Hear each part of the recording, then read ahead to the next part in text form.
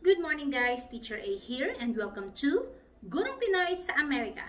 So for today, continuation pa rin to ng request ng isang grade 10 na member ng ating community. Pag-aaralan natin ay ang equation of a circle in standard form. So paano ba makukuha yung standard form na equation ng circle given ang center at ang radius? So simulan na natin. Okay, so yung standard form na equation ng circle ay x minus h quantity squared plus y minus k quantity squared is equal to r squared. Wherein, yung h tsaka yung k dito sa ating standard form ay ang ating center. Yung first, yung h, that is yung x coordinate, and k naman yung y. And then, yung r doon sa dulo, yun naman yung value ng ating radius. So, paano natin gagawin yung standard form ng circle kapag meron tayong center tsaka radius?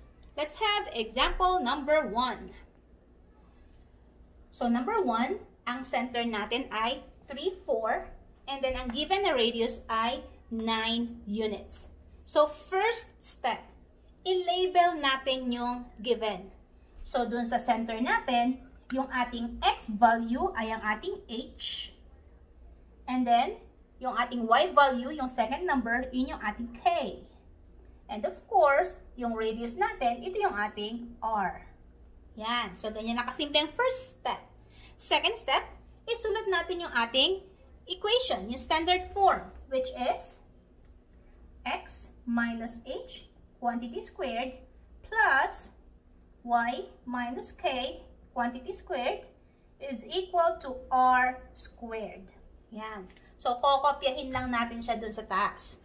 Next, third step, i-plug in natin yung mga values ng h, k, and r. So, isa-substitute lang natin. So, kopyahin natin si x.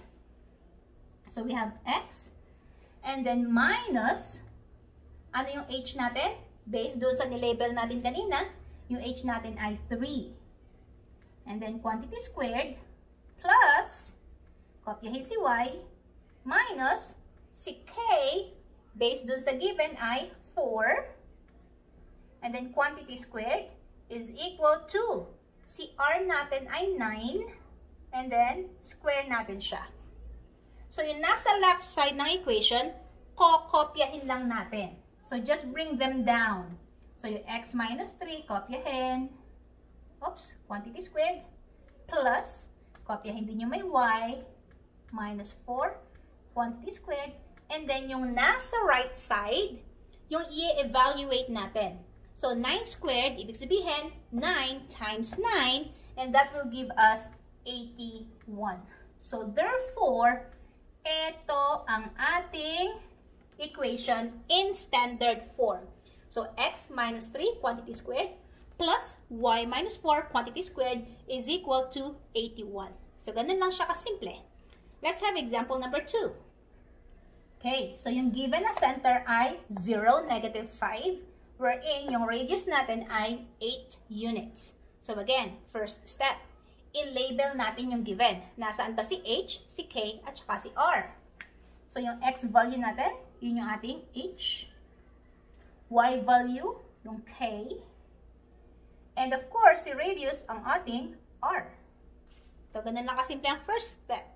Second step, isulat natin yung ating equation in standard form, which is x minus h quantity squared plus y minus k quantity squared is equal to r squared.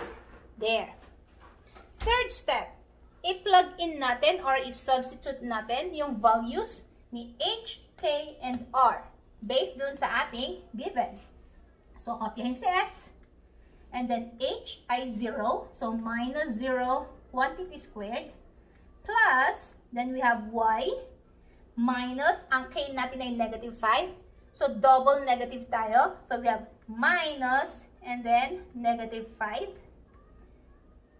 Quantity squared is equal to, ang r natin ay 8, and then squared. Okay? So, yung nasa left side, kokopyahin lang natin. But, since may double sign tayo dito, isi-simplify natin to. So, negative times negative, magiging positive siya. So, i-rewrite lang natin sa ilalim. X minus 0. So, x minus 0, that will give us x na lang. Okay? Kasi minus 0 eh. So, x na lang siya. But then, don't forget, naka-square pa din yun. So, x squared na lang. And then, plus, nasa kabila, kopyahin si y. Yung double sign natin na sinimplify, naging positive 5 quantity squared equals, i-evaluate natin yung nasa kanan, 8 times 8 ay 64. So, therefore, ang equation natin in standard form ay x squared plus y plus 5 quantity squared is equal to 64. So, ganun lang siya kasimple. Okay?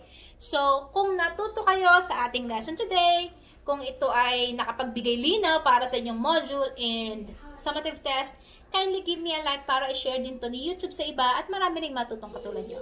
That's all for today. See you on my next video. Paalam!